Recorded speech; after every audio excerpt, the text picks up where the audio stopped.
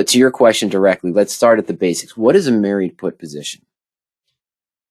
And the conversation I had during the coaching session is about a 58-minute coaching session that I had this week, Jason. A gentleman was asking, hey, I want to sell naked puts, cash secured puts,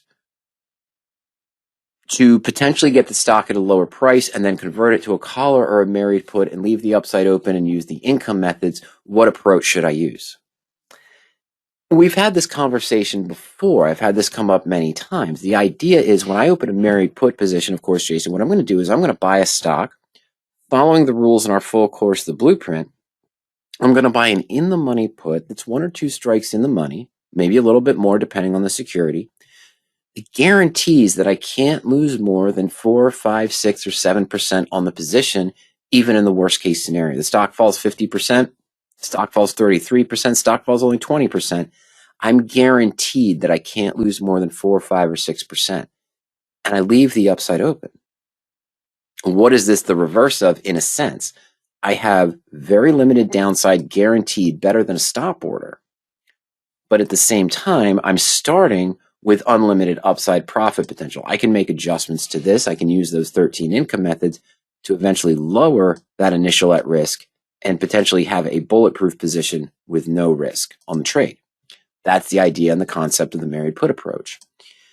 It's the opposite of a naked put, or that's a terrible drawing, but it's opposite of a naked put or a covered call, where we have a capped gain and we're still taking on 95, 97% of what we would have invested in just buying the stock directly. Ernie has a position open in the Fusion portfolio at Radioactive Trading on Toll Brothers, BROS. Their earnings this week, I can't remember if it was Wednesday night to Thursday morning. I think it was Wednesday night to Thursday morning. The stock jumped 13 points from about $30 to $42. It was about a 42% move on the stock position. Now, not every trade does that. We know what earnings do, come, go. It could have easily dropped 13 points and lost 42% of its value.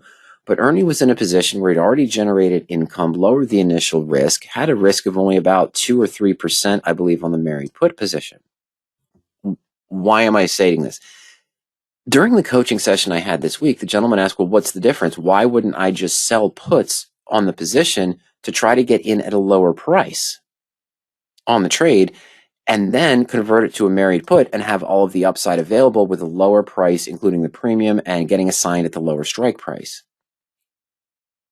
Well, in this case of a stock jumping up in this fashion, I sell a 1 week out, 2 week out, 1 month out married put, or I'm sorry, naked put.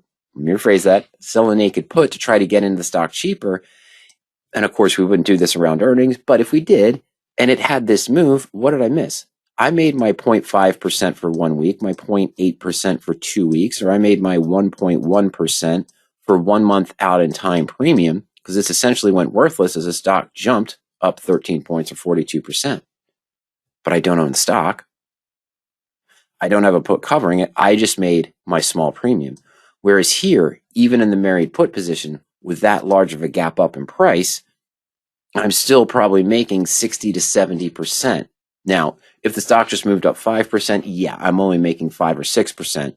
I'm sorry, if the stock moved up 5%, I'm only making 2 or 2.5%. If the stock moved up 10%, I'm only making probably 6 or 7% because of the delta of the put. But if it jumps 42%, I'm still probably making 35, 32, 33% of the position without doing any income methods.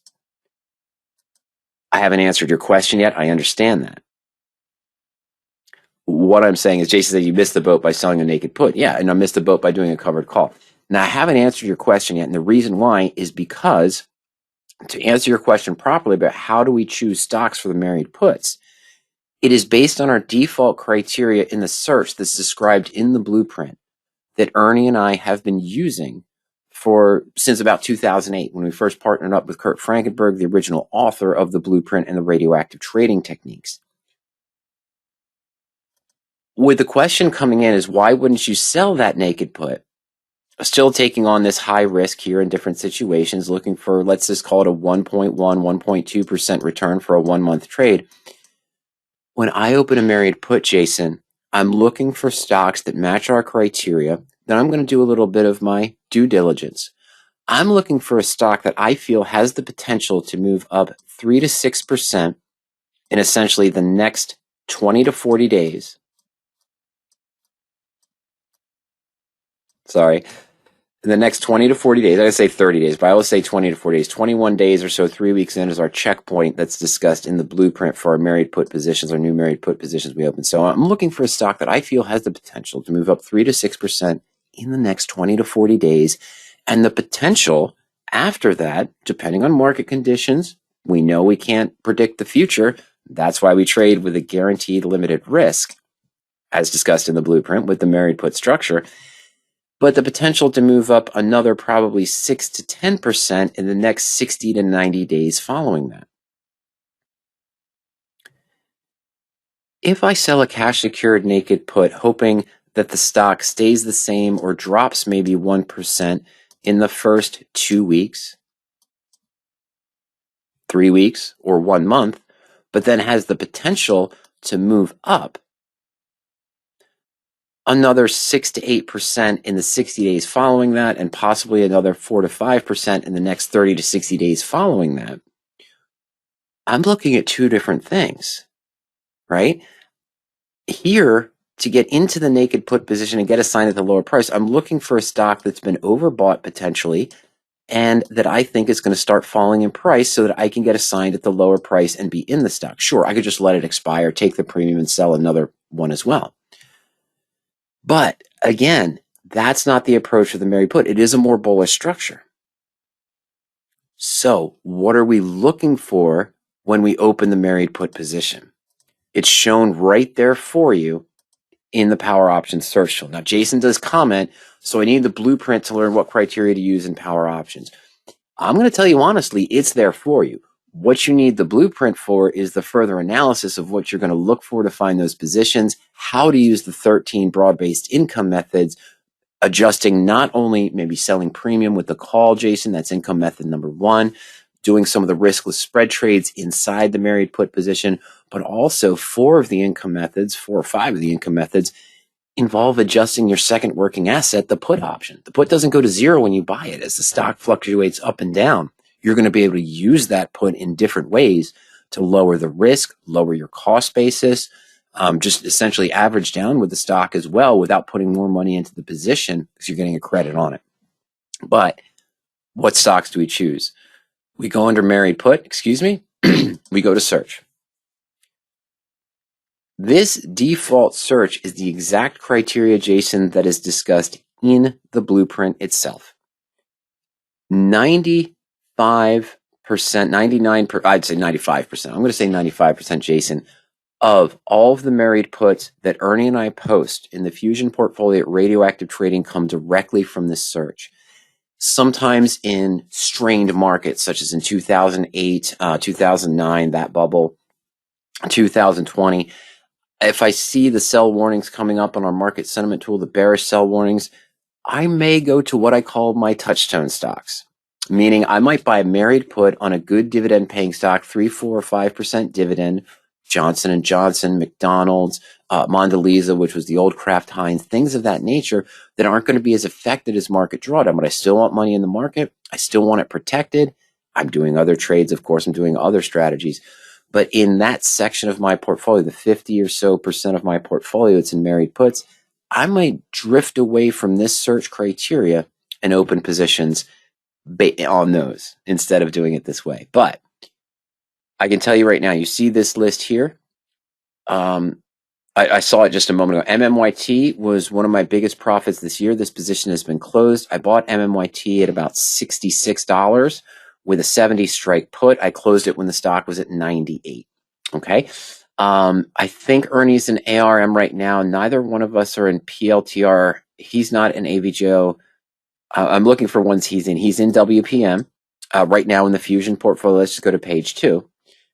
No. The Bros one is not in here anymore. The Toll Brothers one I mentioned, and one of the other ones. But on. That's the one I wanted to get into, and I didn't. I didn't miss it. I still should have gotten into it. But on is still a good position that I'm considering opening this week. I've got capital I'm sitting on from closed married put positions at a profit. Now, what are we looking at here? You scroll down below, and as in any search tool on PowerOptions, you've got your 4 sections of criteria that you can use. Options. So we've got our time frame, implied volatility, IV over HV, maximum risk, strikes in or out of the money, bid-ask spreads, Black-Scholes ratios, overvalued, undervalued, delta, so on and so forth, volume, open interest, and much, much more. Okay? So there's a lot of vast criteria that we can use, but all we're looking for our married puts, Jason, we're looking for puts following the 3 core principles of radioactive trading. Forcing an ideal size trade, the fist option. The at-the-money bell curve, the ATM bell curve, shows when we want to buy on the outside wings, we want to sell near at the money to get the most, of course, time value if we're selling, but we want to be buying on the outside wings, so we're paying into the lower time value. And the time decay curve. We'll take a look at this briefly, but in a moment. So we're going 150 days out because it's like insurance. It is insurance. It's great insurance, but just with options, if you buy a call option or a put option that's 6 months out in time, you're not paying 6 times the cost of the same strike that's 1 month out in time. You get a discount buying further out in time. In the time value decay curve, you'd say, oh, why would I buy a put for protection? I want to be selling to take advantage of the time decay. Yeah, if you're doing 14, 20, or 30 days out in time. But if I'm planning on holding a position longer term, I want to be out here 200 days, 150 days, 90 days, and then drop-off starts to hit at 60 days, and so on and so forth. I have a better graphic of that, of course, as well. All right, so that's what we're looking for. That's why that's there. The max risk is the key part. We want to keep our risk to single digits. That stacks the market odds in our favor and avoids the lie of leverage. Now, in general, I'll be honest with you, most of the time, especially in low volatile markets, when the VIX is below 17 or 16 or so, where it is right now, I believe, I usually keep this between about 4 to 7.5%. I make a subtle change. It's really been about 4 to 8% recently because I didn't want to miss some opportunities. But I'm just making subtle adjustments. But the defaults, that's what we're looking for. I know you're asking about stock. I'm going to get there in a minute. The structure, we don't want to go more than 20% in the money because that drastically reduces our expectancy of profit. Okay?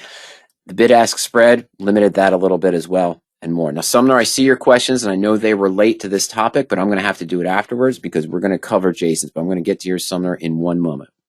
Probably about 6 minutes. No, I'm sorry, 11 minutes. Now, that covers the options. What about the stocks?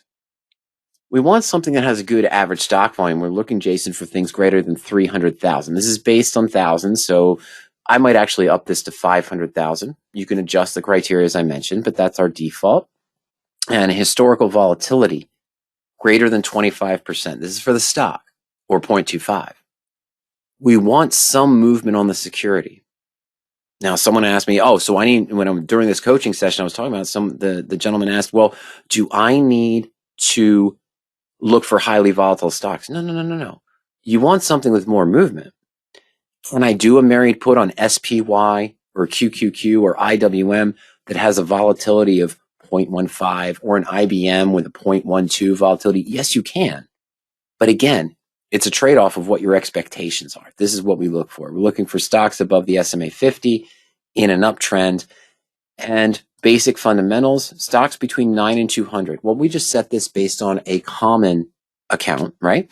What you might look for of buying a stock. My preference is usually I'm under $80, $85 now, I think it is.